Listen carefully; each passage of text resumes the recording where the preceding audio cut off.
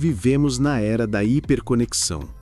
Temos o mundo inteiro na palma da mão, mas, paradoxalmente, nunca estivemos tão perdidos dentro de nós mesmos. Rolamos o feed em busca de sentido, de validação, de uma pequena dose de dopamina que nos faz esquecer, por alguns segundos, o vazio que sentimos.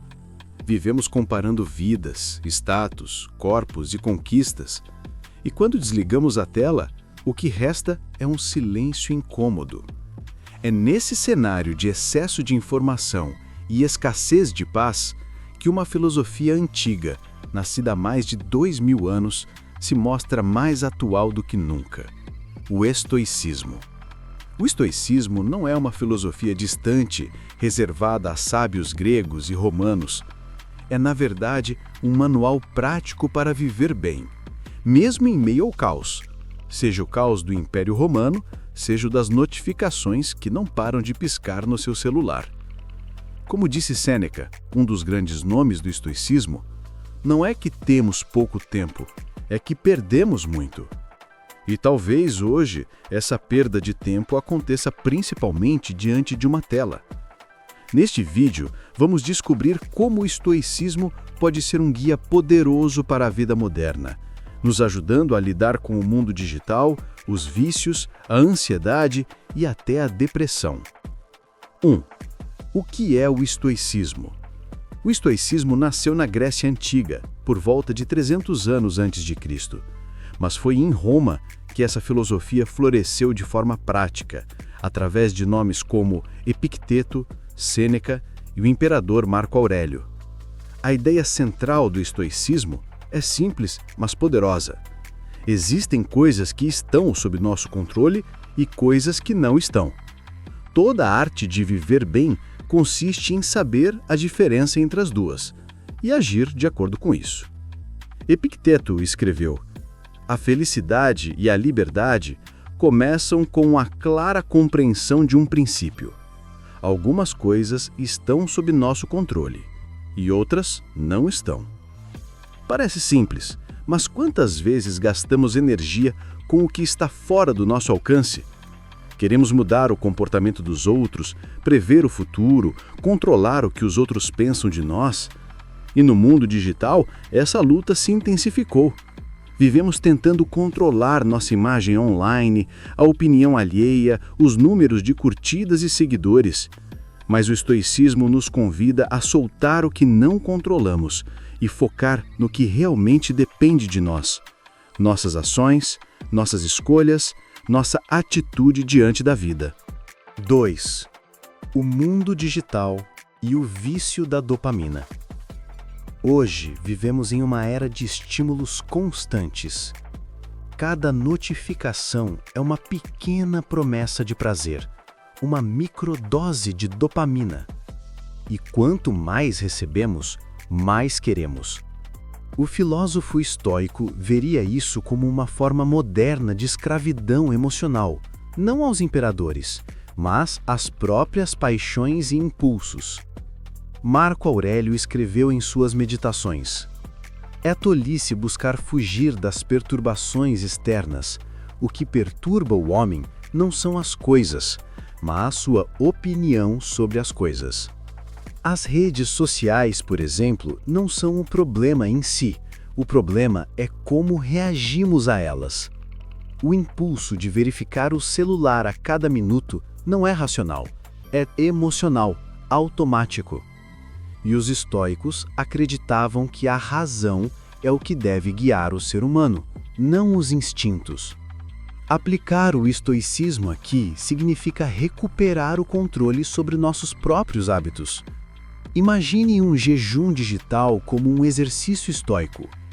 Epicteto ensinava que devemos, às vezes, abrir mão de prazeres passageiros para fortalecer a alma. Ele dizia: "Se você quer progredir, esteja disposto a ser visto como tolo e ignorante em assuntos externos." Hoje, isso pode significar desligar o celular, não postar uma conquista ou simplesmente não reagir a uma provocação online. É uma forma moderna de disciplina, não por obrigação, mas por liberdade. Porque, no fundo, o vício digital é uma prisão invisível, e o estoicismo é o caminho para quebrar as correntes, controlando o desejo em vez de ser controlado por ele. 3. A ansiedade e o controle do incontrolável. A ansiedade é, em essência, o medo do futuro, de algo que ainda não aconteceu. E poucas coisas nos tornam mais ansiosos do que o mundo moderno, onde tudo é imediato e comparável. Vivemos num ciclo de "e se?". E se eu não conseguir? E se eu perder meu emprego? E se eu não for bom o bastante? E se ninguém me notar? Os estoicos entendiam este sofrimento profundamente. Sêneca escreveu: "Sofremos mais na imaginação do que na realidade." A maioria das coisas que nos atormentam nunca acontece, mas nós as revivemos 1000 vezes em nossa mente, como se pudéssemos, com isso, controlá-las. O estoicismo propõe o oposto: aceitar o incontrolável e agir com serenidade no presente. Em vez de lutar contra o que não depende de nós, devemos canalizar nossa energia para o que podemos realmente fazer, aqui e agora. Epicteto dizia: "Não são as coisas que nos perturbam, mas a opinião que temos sobre elas." Na prática, isso significa olhar para cada desafio com racionalidade. Você pode perder um cliente, um relacionamento, uma oportunidade, mas não precisa perder a sua paz. Você pode até sentir o medo, mas não precisa se submeter a ele. Os estoicos chamavam isso de ataraxia, uma mente tranquila, firme como uma rocha, mesmo quando o mar da vida está agitado. No mundo moderno, aplicar o estoicismo contra a ansiedade é como aprender a respirar de novo. É parar, observar e perguntar a si mesmo: isso está sob meu controle? Se não está, por que me atormentar? Essa simples pergunta, repetida diariamente, pode mudar completamente a forma como enfrentamos os dias. 4. O estoicismo e a depressão. Encontrar sentido no sofrimento. A depressão é um tema delicado e profundo, e seria irresponsável dizer que a filosofia sozinha é uma cura. Mas ela pode ser uma ferramenta poderosa de apoio, um modo de compreender a dor e encontrar sentido nela. Para os estoicos, o sofrimento faz parte da natureza humana. Não é algo a ser negado, mas a ser compreendido. Sêneca dizia: "Nenhum homem é infeliz porque não tem prazer, mas porque não tem propósito." E é justamente isso que o estoicismo oferece: propósito.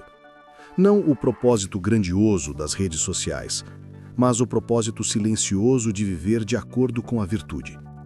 Virtude, para os estoicos, é viver em harmonia com a razão, com a natureza e com o próprio caráter.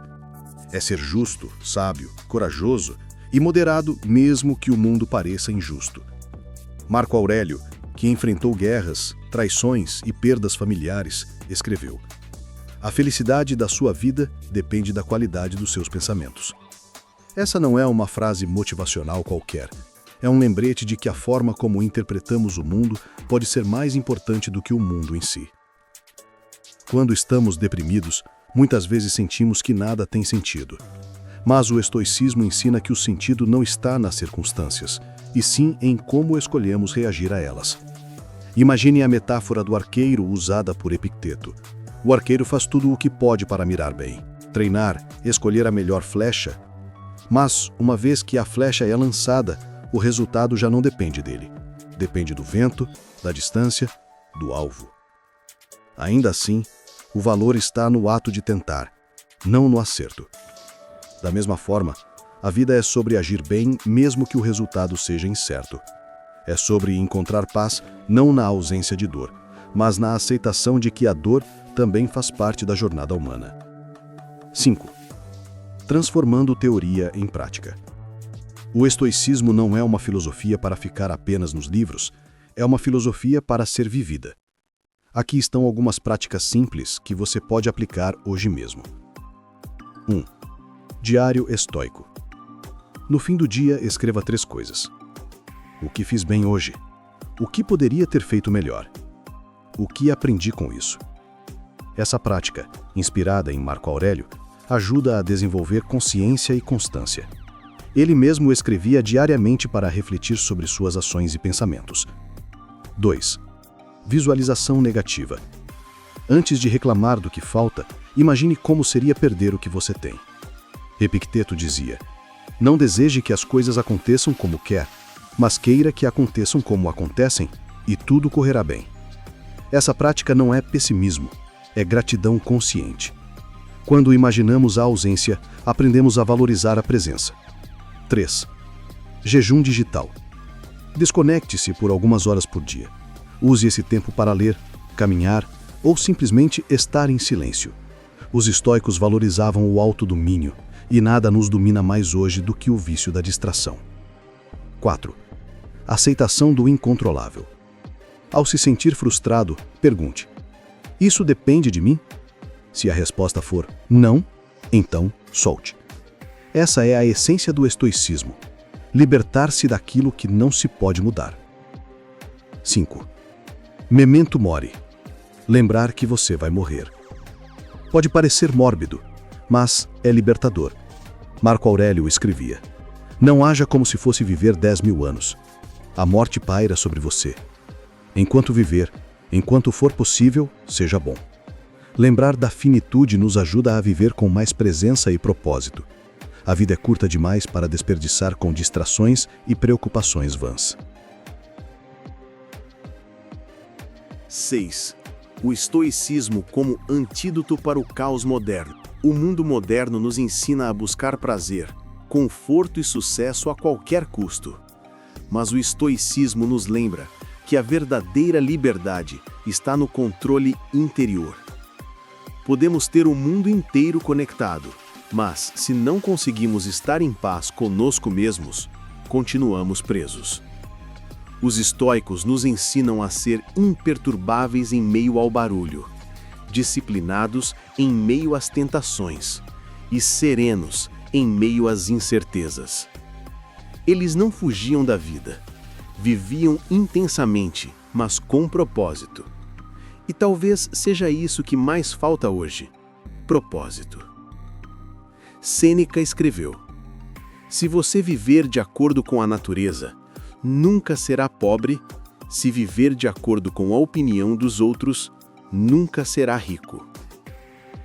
O estoicismo é o lembrete de que o tempo é o bem mais precioso e que cada segundo gasto em raiva, inveja ou distração é um segundo roubado daquilo que realmente importa. O mundo não vai desacelerar. A tecnologia não vai parar de evoluir. Mas nós podemos aprender a viver de outra forma, com mais consciência, mais propósito e mais serenidade. O estoicismo é o mapa, e o caminho começa quando paramos de querer controlar tudo e começamos a controlar a nós mesmos. Como escreveu Marco Aurélio: a alma se colore com as tintas dos seus pensamentos. Então, escolha bem as cores com que pinta seus dias.